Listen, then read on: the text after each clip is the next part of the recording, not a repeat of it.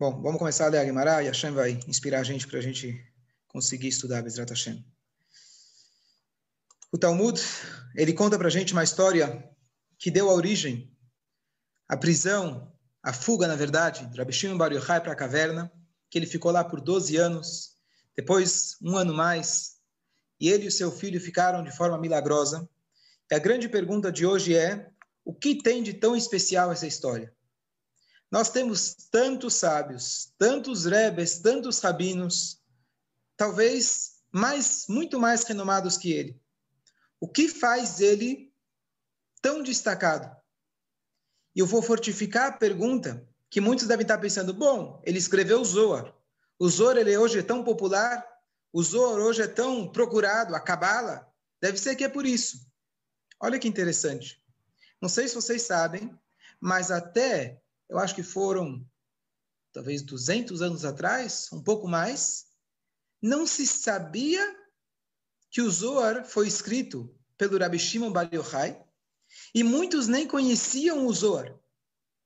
O Zohar ele foi descoberto muitos anos depois, e quando ele foi descoberto, acharam que era mentira, não podia ser que tinha um manuscrito tão antigo. Eu preciso olhar a data exata. Número 1. Número 2, até o famoso cabalista Arizal, o dia de Lag BaOmer, ele era apenas, não é apenas, mas se conhecia apenas que esse é o dia que pararam de falecer os alunos do Rabi Akiva. Nem se sabia do Rabi Shimon Bar Yochai que ele tinha alguma ligação com esse dia. Então, o que eu quero dizer é que esse dia ele tomou um rumo tão grande que não é que já se comemorava Rabi Shimon Bar Yochai por toda a história. A festa de Rabi Shimon Bar Yochai ligada com Lag BaOmer se descobriu muitos anos depois. Então, a gente viu que a história, entre aspas, mudou. Era Rabi Akiva e hoje a gente praticamente só fala do Rabi Shimon Bar Yochai. Então a pergunta é, o que tem de tão especial que ele faleceu nesse dia? E ainda ele pediu para que nesse dia seja celebrado. Então hoje, ao invés de contar talvez filosofias, a gente começar a pensar sobre a vida dele, eu queria ler com vocês a história original, a história que a gente está celebrando no dia de hoje no Talmud, e tentar dar pelo menos uma interpretação por que o Rabi Shimon Bar Yochai foi tão importante, mas mais do que dizer porque ele foi importante, porque ele é importante para nós.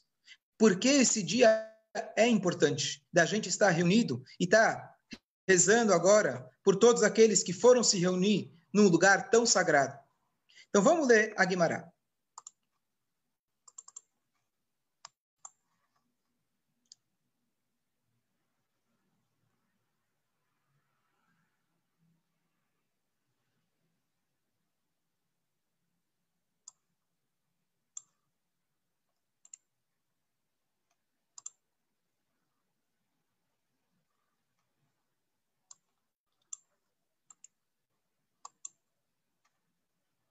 Pronto.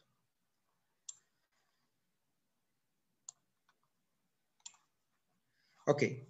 Aqui estamos no segundo tratado de todo o Talmud, é o tratado de Shabat, e nada é por acaso, apesar de que eu falei que a descoberta foi muitos anos depois, quando o Talmud foi impresso, que foi muitos anos atrás, nada é por acaso, a história do Rabi Shimon está na página 33, correspondente ao 33º dia do Omer, que a gente está agora celebrando. Ok. A Guimará aqui está no meio de um assunto, e a Guimará fala que tinha um sábio chamado Rabi Yehuda, que ele era o chefe dos oradores. Tá? E aqui começa a Guimará. E por que o chamam de chefe dos oradores em todos os lugares? E agora começa a história. A Guimará relata que isso aconteceu devido ao incidente. Um instante.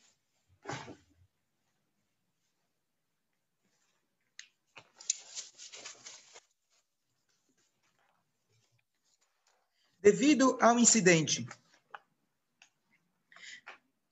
Quando Rabi Yehuda e Rabi Yossi e Rabi Shimon estavam sentados, Yehuda, filho de convertidos, tinha, ou seja, 3 sábios juntos, e mais um chamado Yehuda, que não era um sábio, mas ele estava lá com eles, sentou-se ao lado deles.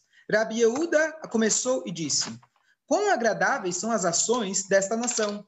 Os romanos, quando estabeleceram mercados, pontes e casas de banhos. Rabi Yossi ficou em silêncio. Rabi Shimon ben Yochai respondeu e disse: tudo que eles estabeleceram apenas para os seus próprios propósitos. Eles estabeleceram mercados para colocar prostitutas neles, balneários para se mimarem e pontes para cobrar impostos de todos aqueles que passam por ela. Então, esse é um episódio que levou Rabi Shimon a fugir. Então, só eu vou repetir, porque tem um detalhe aqui que a gente passa rápido, mas depois eu vou querer voltar para ele, que ele vai dar para a gente a chave para a gente entender toda a história melhor. Então, os sábios estavam 3 reunidos. Na época, estamos falando aqui no 2º século da Era Comum.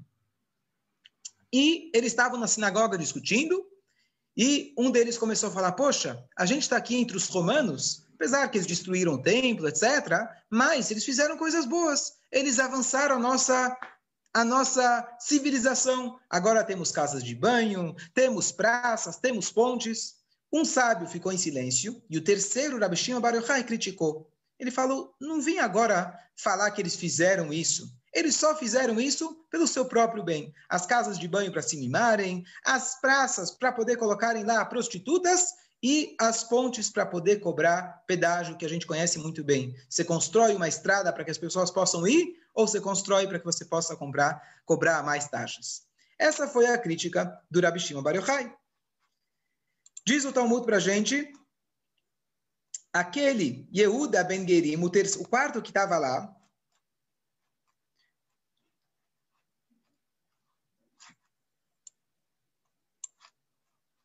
Yehuda, filho de convertidos, foi e relatou suas declarações à sua família. Essas declarações continuaram a se espalhar até serem ouvidas pela monarquia. Então ele chegou em casa e contou o que ele ouviu na sinagoga. A esposa, filhos escutaram, contaram para a vizinha. A vizinha postou no Facebook, a outra vizinha colocou no Instagram, e assim o governo acabou ficando sabendo. Os governos disseram, Yehuda, que elevou o regime romano, será elevado, e nomeado chefe dos sábios, o chefe dos oradores em todos os lugares. Aqui está a resposta porque ele chamava chefe dos oradores. Yossi, que permaneceu em silêncio, será exilado de sua casa na Judéia como punição, enviado para a cidade de Tzipori, na Galileia. E Shimon, que denunciou o governo, será morto. E aqui começa a nossa história. Rabi Shimon bar Yochai e seu filho Rabi Elazar foram e se esconderam na sala de estudos. Eles foram para uma sinagoga de subúrbio. Todos os dias a esposa de Rabi Shimon trazia pão e uma jarra de água para eles comerem. Quando o decreto se intensificou, ele percebeu que apertou a coisa, queriam achar ele de qualquer jeito. Eles disse a seu filho, as mulheres são facilmente impressionáveis. E, portanto, há espaço para a preocupação de que as autoridades a torturem e ela revele nosso paradeiro. Então, eles foram e se esconderam em uma caverna. Aconteceu um milagre e uma alfarrobeira, árvore, foi criada para eles, bem como uma fonte de água. Eles tiraram suas roupas e se sentaram na areia até o pescoço. Eles estudavam a Torá o dia todo, dessa maneira. Na hora da oração, eles se vestiam, cobriam-se e oravam. E depois tiravam as roupas novamente para não ficarem esfarrapados. Eles ficaram sentados na caverna por 12 anos. Então vamos agora tentar entender algumas coisas. O Rabi Shimon bar Yochai, ele fugiu. Primeiro ele foi para a sinagoga, depois ele fugiu até da esposa dele. Alguém falou, eu estava hoje na sinagoga, comentei, que ele foi para uma quarentena, e às vezes a gente está reclamando, eu estou preso em casa, não consigo sair. Ele ficou 12 anos numa caverna. Você não tem o que fazer? Liga um shiur, estuda a Torá. Ele ficou lá, depois de tanto, ele acabou escrevendo o Zohar. Imagina se a gente ficasse o ano inteiro estudando, desde o início da pandemia do ano passado, talvez até hoje já teria escrito um novo Talmud. Quem sabe? Você já poderia estar num nível espiritual elevado. Claro que é apenas uma piada. Mas se a gente não tem o que fazer, tem muito o que fazer, tem muito o que aprender, e a Torá, ela dá para a gente vida, dá força, dá vigor, e, entre parênteses, para mim, chegaram algumas pessoas ao longo desse ano que se aproximaram muito do estudo da Torá, cresceram bastante graças à tecnologia que a gente tem hoje, o acesso ao estudo da Torá. Então, quem sabe isso Com certeza, isso é uma das coisas positivas que a gente pode tirar de todas essas dificuldades. E aí, então, aqui ele traz um detalhe interessante, que eles, na verdade, ficavam dentro da areia durante o dia, e na hora da reza eles saíam da areia. Qual que é a ideia? Eles sabiam que eles tinham uma única roupa, essa roupa não poderia estragar, então eles tiravam as roupas e ficavam embaixo da areia, cobertos para poder estudar a Torá. A gente não pode estudar a Torá se a gente não estiver propriamente coberto, e assim eles estudavam. Eu quero que vocês apenas lembrem aquilo que a gente falou antes, que o Rabi Yossi, ele era o chefe dos oradores. Agora a gente continua.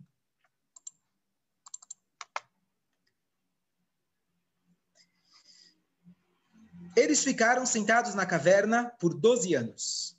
Eliau, o profeta, veio e ficou na entrada da caverna e disse: Quem informará ao Bar Yochai que o imperador morreu e o seu decreto foi revogado? Então, o Eliau Hanavi apareceu e deu para eles a mensagem de que o César já tinha morrido e agora eles poderiam sair. Eles saíram da caverna e viram pessoas que estavam arando e semeando. Pessoas trabalhando. Rabbi Shimon Bar Yochai disse: essas pessoas abandonam a vida eterna de estudo da Torá e se engajam na vida temporal para o seu próprio sustento? A Guimará relata que todos os lugares que Rabbi Shimon e seu filho Rabbi Elazar dirigiam seus olhos foram imediatamente queimados. A voz divina surgiu e disse-lhes: será que você saiu da caverna a fim de destruir o meu mundo? Volte para sua caverna. Lembrem dessa palavra, sua caverna, não caverna. Volte para sua caverna. Então, o que a Gemara está dizendo para nós? Eles saíram para uma quarentena de intensivo estudo de Torá por 12 anos. Você imagina como que eles estavam quando eles saíram de lá? A gente pode colocar um aparelho 110 na tomada 220, a gente sabe o que acontece. Dá curto. E é isso que aconteceu. A espiritualidade deles não condizia com a matéria, não condizia com esse planeta. Então eles olhavam de um olhar muito, talvez até crítico, muito espiritualizado. E o Rabbi Shimon falou: para que vocês estão trabalhando? Por que vocês precisam desse mundo material, em outras palavras? Vocês podem se dedicar inteiramente para o estudo, para a reza, e Deus vai te prover, tal como ele fez comigo, uma alfarrobeira, um pouco de água, e aqui eu estou. E Deus falou: vocês não estão prontos para esse mundo. Vocês têm que agora fazer uma desintoxicação, bom, vocês entenderam? Tá bom, já fica como piada de hoje. Estou tentando, não vai. E aí, vocês vão conseguir agora se adaptar à realidade.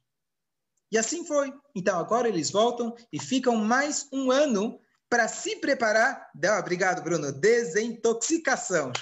Obrigado. E aí, então, eles voltam para a caverna. E esse último ano, com certeza, ele foi transformador. Lembrem disso também. Façam uma nota mental. Eles foram novamente e sentaram-se lá por 12 meses. Por que 12 meses? Eles disseram: o julgamento dos ímpios no Geinom, ele dura por 12 meses. Certamente seu pecado foi expiado naquele tempo. Vocês devem saber, infelizmente, aqueles que precisaram fazer o Kadish ele dura 6 meses. 11 meses. Por que 11 meses? Porque o prazo limite que uma alma pode passar no purgatório, Geinom, são 12. Se a gente fizesse o Kadish por 12 meses, estaríamos pressupondo que o indivíduo ele ficou lá até o final. Então, por isso, os Ashkenazim eles fazem apenas 11 meses, os Sefaradim fazem 11 meses, param por uma semana e depois voltam. Mas a ideia é você mostrar que você não espera, você não presume que o seu ente ele ficou lá até o final. Em resumo, são 12 meses. Então, eles falaram: bom, se Deus deu um castigo para a gente, 12 meses com certeza é o suficiente. Uma voz divina emergiu e disse a eles: saiam de sua caverna. Eles emergiram. Em todos os lugares que o Rabbi Elazar atacasse, olhasse, o Rabbi Shimon se curaria. A tradução não está perfeita. Então, o Rabbi Elazar, ele ainda manteve aquele olhar, que aonde ele olhava, pegava fogo. E o Rabbi Shimon agora, ele não só que não fazia pegar fogo, ele de alguma maneira, curava aquilo que o filho fez. Ou seja, não seja tão crítico à realidade. E ele apagava esse fogo. Rabi Shimon disse a Rabi Elazar, meu filho, você e eu somos o suficiente para o mundo inteiro. Pois nós dois estamos engajados no estudo adequado da Torá. Ou seja, não espere que o mundo inteiro tenha esse nível espiritual. Basta eu e você, e isso já é suficiente. Quando o sol estava se pondo na véspera do Shabat, eles viram um homem idoso que segurava 2 feixes de ramos de murta, ou mirta, e corria ao anoitecer. Disseram-lhe, por que você tem isso?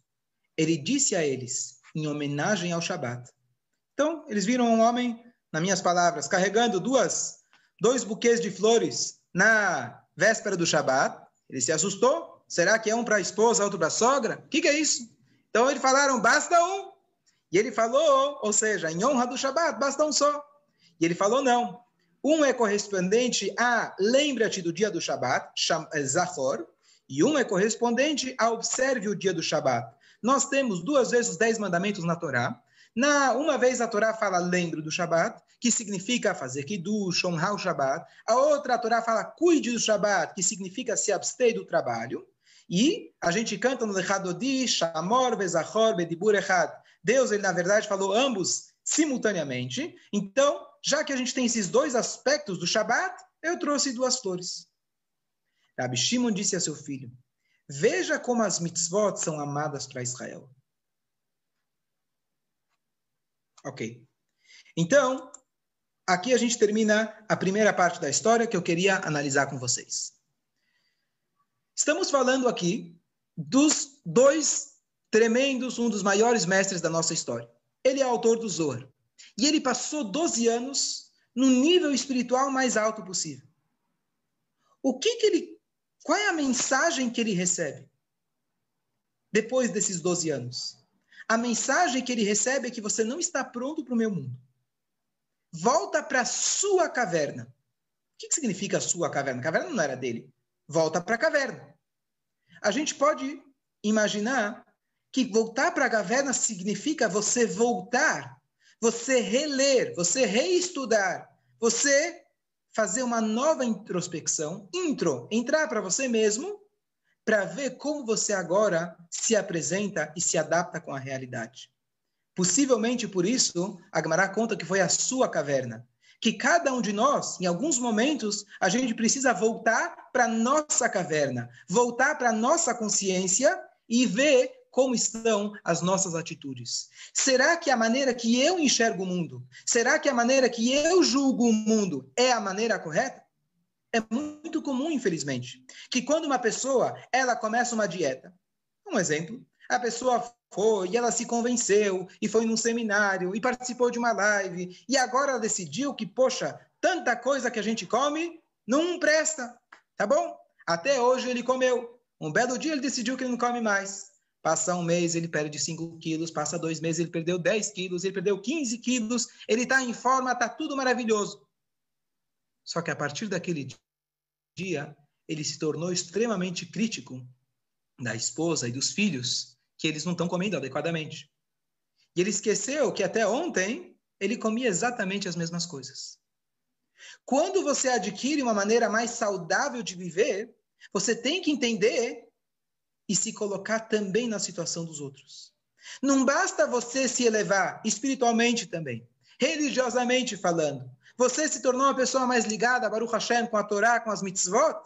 Você tem que entender que não é todo mundo que enxerga do mesmo jeito que você. Você tem que saber se colocar no lugar do outro. E quem estava no shiur de hoje de manhã foi exatamente isso que a gente falou. Esse é o primeiro ponto. Ponto número 2. Eu questionei lá no início, eu apontei lá no início, de que o Rabi Yehuda, ele era chamado Rosh Amedabrim. O que significa aquele o palestrante principal? O que isso significa para a gente? Por que a Gemara faz questão de contar esse episódio? E número 2, nada é por acaso. O Rabi Shimon, ele foi para a caverna. Se Deus quisesse proteger ele, tão milagrosamente como ele fez, ele poderia continuar em casa. Os romanos poderiam esquecer dele. Por que Deus forçou ele para ir para uma caverna durante tanto tempo? Com certeza, essa ideia da caverna fazia parte do programa, parte do projeto divino. E aqui vem, eu acho que é uma das mensagens super importantes para a gente tirar desse dia e entender qual que é a novidade desse dia. Essa explicação vem do primeiro rabino-chefe de Israel, Rabino Kook, Harav Kook, e ele fez a seguinte explicação. O Rabi Yehuda, que foi aquele que elogiou os romanos, ele na verdade estava certo. O que ele falou? No mundo de forma geral, cada um foi criado com uma cabeça diferente. Cada um interpreta os fatos de formas diferentes. É claro que os romanos fizeram o que fizeram pelo seu próprio ego. Assim é todo ser humano. Por que as pessoas fazem as coisas? A não ser que ele está realmente dedicado a uma causa, e ele se trabalhou, ele se esforçou. A tendência animal, a tendência humana, qual que é? Ser ani, mal. Ani em hebraico, eu. Se você pensa só no eu, fica mal. Então a gente tem que tomar o cuidado de não pensar só no ani. Você fica no ani, você se torna um ani e mal. Então o que acontece? Essa é a natureza. Animal também vem de ânimo. O nosso ânimo, nosso espírito, nossa vida gira em torno de nós mesmos.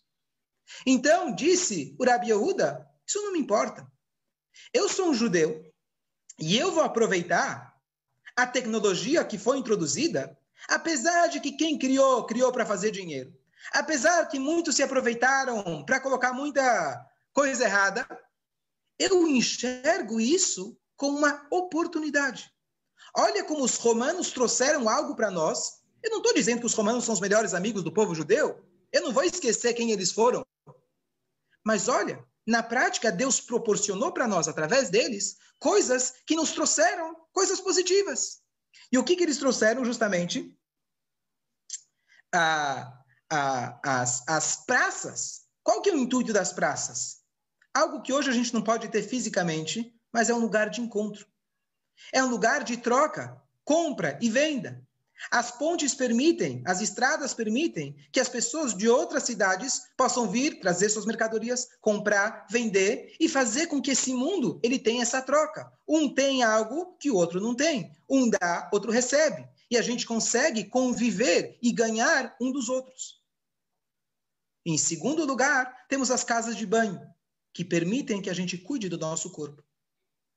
Então, o Rabi Yehuda estava dizendo, e por isso ele recebeu esse nome, no sentido mais profundo, ele era o Rosh Medabrim, ele era aquele que falava, o palestrante-chefe, porque ele conseguiu ter essa visão tão profunda de que as coisas aparecem sempre com intuito. Deus escolheu, por algum motivo, que quem seria o verdadeiro transmissor dessa mensagem seria o Rabi Shimon. Então, Deus mandou ele para 12 anos de quarentena. Você agora precisa se elevar. Você precisa chegar num nível muito, muito, muito alto. Para que você possa ser o autor do Zohar, para que você possa trazer o Zohar, que significa luz para esse mundo. Porém, teve mais 12 meses. 12 meses foi a adaptação para que ele possa fazer o seguinte. A pessoa ela tem que entender que para que ela possa usar os meios que estão disponíveis para nós, pegar o exemplo da tecnologia da internet, não adianta eu viver o dia inteiro na tecnologia achando que eu vou conseguir elevar. Não adianta um judeu trabalhar o dia inteiro achando que o trabalho é um meio para que ele dá tzedakah. A pessoa tem que ter um estudo de Zohar, entre aspas, uma quarentena diária. Estuda de manhã, reza em Minchá, reza em Arvit, para que constantemente você se eleve, para que você possa ir ao mundo, fazer a sua missão, que é você transformar esse mundo, conseguir enxergar o mundo, não queimar esse mundo, dizer que o espírito é o que prevalece. Você conseguir apagar o fogo, você conseguir olhar para o mundo, não com um olhar crítico, olhar para sua esposa, para o seu filho, para o seu parente e para a pior pessoa possível. Foi a Kabbalah e os ensinamentos profundos da Torá que nos permitem reestudar, inclusive a nossa história. E aqui vem um grande ponto, que é isso que a Kabbalah trouxe para a gente, uma das grandes novidades. Que a gente pode hoje estudar todos os protagonistas da Torá E eles, na verdade, se você estuda eles de forma mais profunda, não era um ser humano como a gente quer pensar às vezes.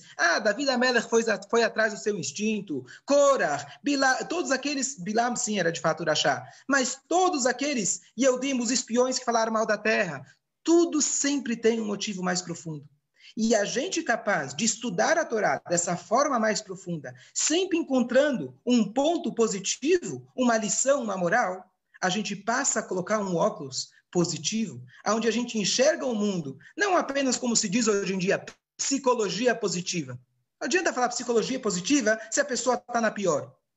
A Torá te revela que, de fato, tudo é positivo. Mas você precisa colocar esses óculos que o Zohar, a iluminação que a Kabbalah permite que a gente, de fato, possa enxergar no nosso dia a dia que todas as coisas são oportunidades, todos os momentos são desafios. E a gente está aqui justamente para introduzir essa luz tão profunda, 12 anos de preparo, 1 ano para adaptação, para que essa luz pudesse penetrar nesse mundo. Como a gente vê isso? Que no final da história, o Rabi Shimon Bar Yochai, o que ele diz? Agora ele vira e fala para o filho, meu filho, tem um Yehudi, ele está levando para casa 2 flores, 2 ramos. Você poderia olhar para isso e vai dizer, bom, o que me importa? Olha o carinho que um Yehudi ele tem pelo Shabat. Entre aspas, isso vale muito mais do que muitos anos na caverna. Uma pessoa fazer uma mitzvah de forma pura, de forma simples, isso vale muito mais. Então, para de querer queimar o mundo. Você está achando que você veio de um super nível espiritual? É uma mitzvah, é uma ação pequena, é uma ligação, é um momento, é uma reza, é um teilim que a gente faz. Isso é suficiente. É isso que a gente quer. E é para isso que nós estamos aqui. E foram esses ensinamentos que permitiram, anos depois, que o Baal Shem Tov trouxesse os ensinamentos da Hassidut, etc., mostrando que cada Yehudi é uma alma, mostrando que cada mitzvah tem um valor infinito, que a gente tem que olhar para a alma da pessoa, que a gente tem que olhar para a parte mais profunda. E dessa forma, a gente consegue ter, no nosso dia a dia, o Rabi Shimon Bar Yochai todos os dias conosco. E essa é a grandeza desse dia. Eu vou demonstrar mais uma coisa na Gemara fantástica. E com isso, a gente vai concluir.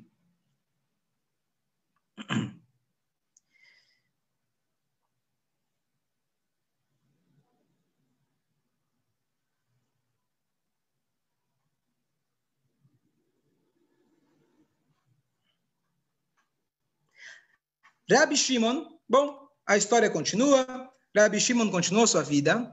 E um dia ele foi ao mercado e viu Yehuda. Lembram do Yehuda? O Yehuda foi aquele que acabou causando que o Rabi Shimon teve que fugir. Filho de convertidos. Que foi a causa de todo o incidente. Rabi Shimon disse este ainda tem um lugar no mundo? O cara está ainda por aí? Não bateu as botas? Ele direcionou seus olhos para ele e o transformou em uma pilha de ossos. Preste atenção nessa frase. E aqui a Gemara conclui. Licença.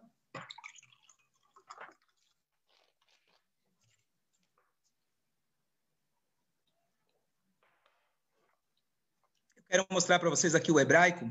Amar, Adain yesh lazeh beolam. Esse homem ainda o mundo tem ele aqui? Natan bo einav. Ele deu uma olhada para ele, ve'asau gal shelatzamot, e fez dele um monte, uma pilha de ossos. E o cara, caput.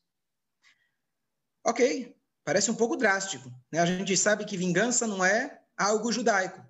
Tá bom que ele pode ter ficado chateado, tá bom que ele não matou ele com uma arma, mas, poxa, ele olhou e o homem desapareceu. Então eu vi uma das explicações recentemente, uma explicação lindíssima, que foi esse um dos motivos que me motivou, que me incentivou a ler esse Talmud com vocês, que isso também conclui toda a ideia que a gente começou. Natan einav bo. A tradução literal seria assim, normalmente você falaria istakel alav. Ra'a, alguém vê você. Natan einav bo significa deu seus olhos nele. Deu seus olhos nele. Não é uma linguagem comum. Então a explicação diz o seguinte. Yehuda Ben Geiri, era aquele homem que, infelizmente, acabou causando essa agonia, né? O Rabi Shimon Bar Yochai ter que ficar foragido por 13 anos. Ou seja, com certeza, pela descrição do Talmud, não era um dos melhores. E aí, o que acontece? Como o Rabi Shimon pode transformar uma pessoa dessas? Como o Rabi Shimon pode fazer com uma pessoa que está tão distante que ela se eleve? Então, a interpretação simples é: você mata ele, acabou.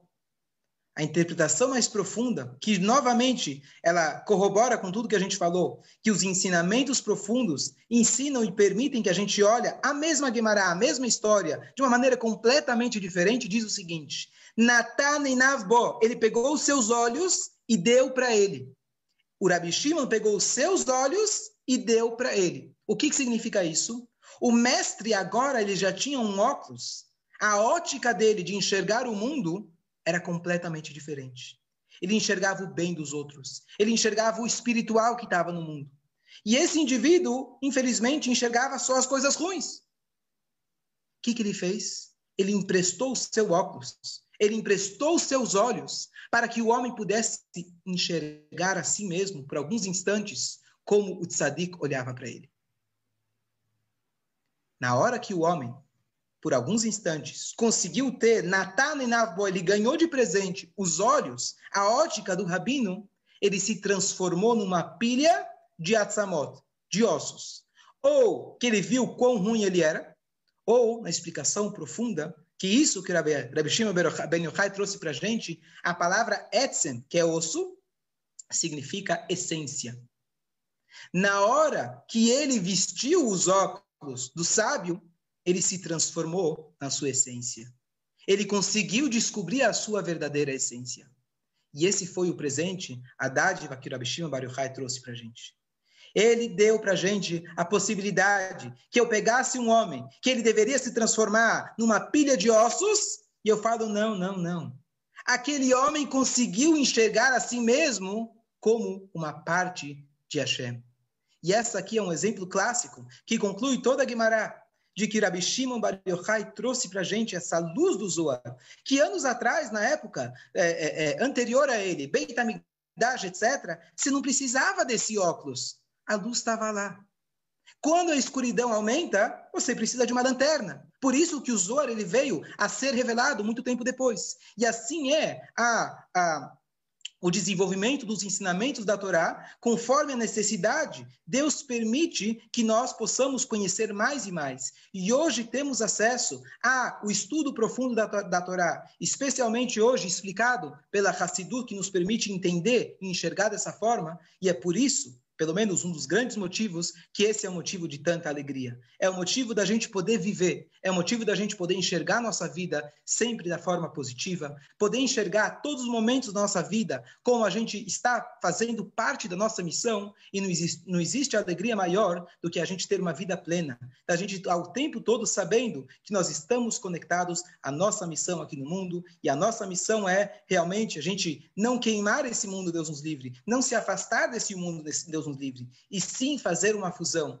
pegar aquelas plantas e das plantas transformar numa mitzvah, pegar as pontes e fazer com que a gente possa se conectar, usar o Zoom para que a gente possa, numa noite como essa, e aproveitar novamente, dedicar para a Refuah Shlema de todos aqueles que se machucaram, infelizmente, nesse momento tão trágico, e dedicar para todos os Bnei Israel e o mundo inteiro que precisa de uma Refuah Shlema, em mérito de Rabbi Shimon Bar Yochai, como está dito, que só o mérito de Rabbi Shimon Bar Yochai, a gente pode se apoiar nele em momentos difíceis, o mérito dele é tremendo. Infelizmente, Bruno está escrevendo, 28 faleceram, que Hashem tenha eles em um bom lugar e que Mashiach chegue logo ainda hoje, Bezrat Hashem. Não desliguem, Rabino Malovani deve estar aqui, Dona Esther está aqui. Eu vou permitir, espera aí.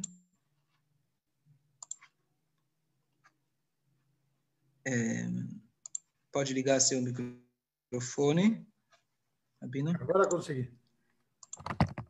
Pronto.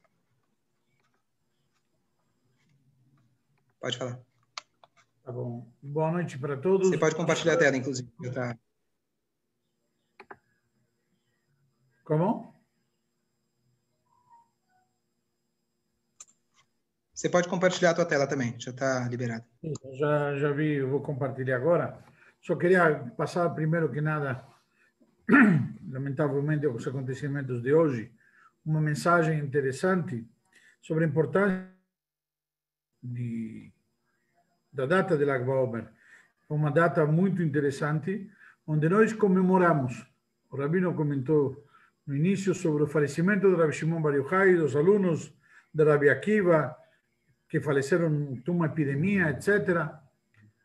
12.000 pares de alunos. Interessante que justamente a Torá nos traz a Guimará como 12.000 pares, mostrando que eram pares, já havia uma união entre eles, e eles morreram todos nesse período que culminou com Lag BaOmer. E o próprio Rabi Shimon Bar Yochai, anos depois, morreu também nesta data. E surge para nós uma pergunta: o que comemoramos então? O que estamos alegrando? Qual é a felicidade, qual é o orgulho, qual o momento especial nesse dia? Então, na prática, tem vários ensinamentos que podemos obter da data de Lag BaOmer. O principal deles, para todos e cada um de nós, é a lição que o grande mestre de Rabi Shimon Bar Yochai, Rabi Akiva, nos deu. Rabi Akiva nos deixou uma lição que talvez é o segredo de Am Israel.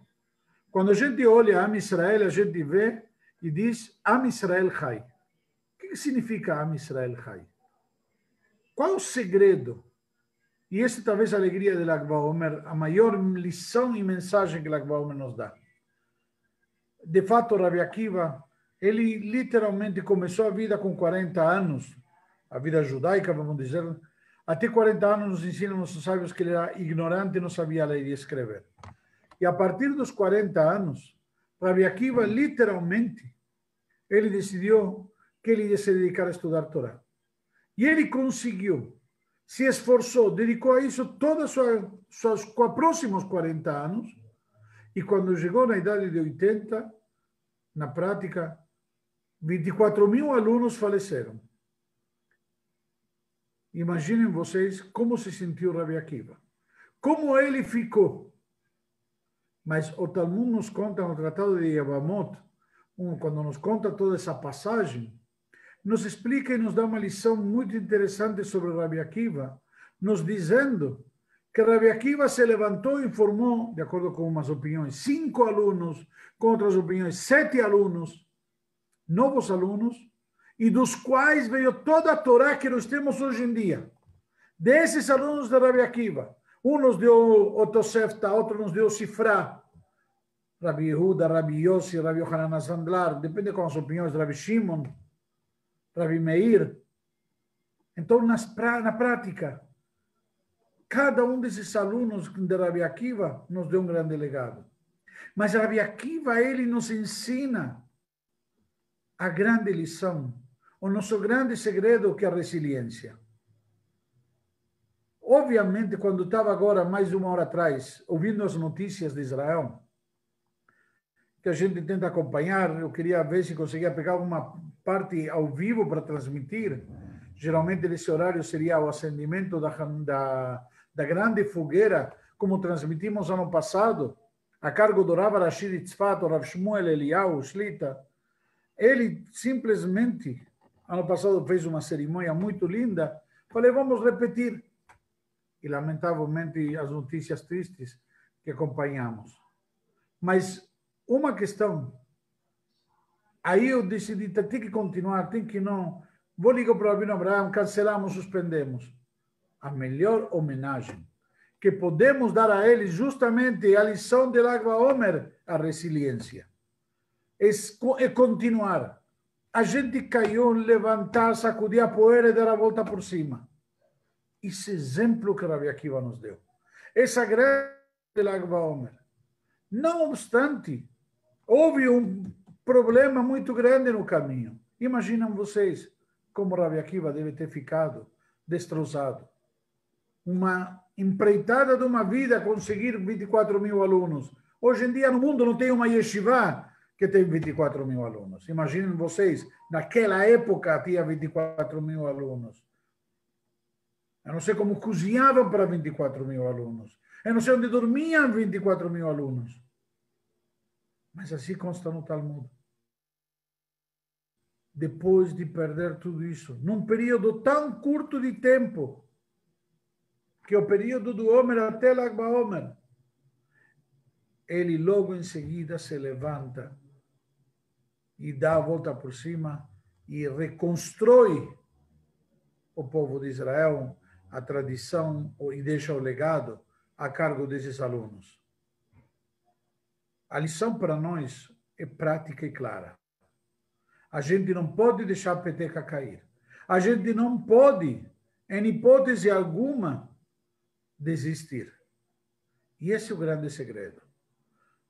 Lag BaOmer é a data mais recente do nosso calendário.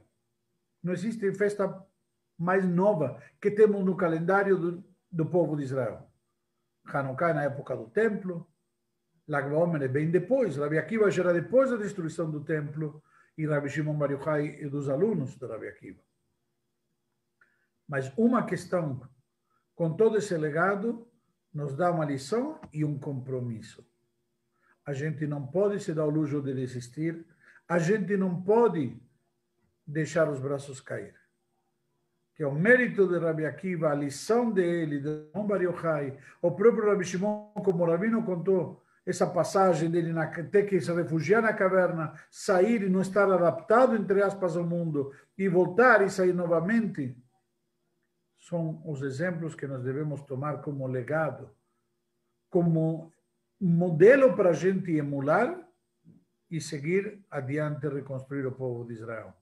Que por mérito de todos, que eu convido a todos e cada um aqui que estão participando e os outros, tomarmos alguma boa decisão neste Lag BaOmer, de irradiar luz, de irradiar calor como a fogueira de Lag BaOmer, aquela fogueira que está ardendo detrás do Jorge, que esse calor, essa luz, irradie para todos nós e nós possamos irradiar e contagiar a outros. Uma das características mais bonitas que o fogo tem, ele que contagia, transmite, acende os outros, sem perder nada de si. Então, que nós também possamos acender os outros e transmitir com atos de bondade, de generosidade, positivismo, de luz, iluminando este mundo, que seria o nome da obra do Rabbi Shimon Bar Yochai, Zohar, que é brilho, fazer este mundo brilhar, como falamos na mensagem desta parashá, justamente no Dvar Torá, do brilho, que a gente possa brilhar e fazer brilhar os outros, e em breve mereçamos a vinda e revelação de Mashiach Tzidkeinu, Amém. Eu vou aproveitar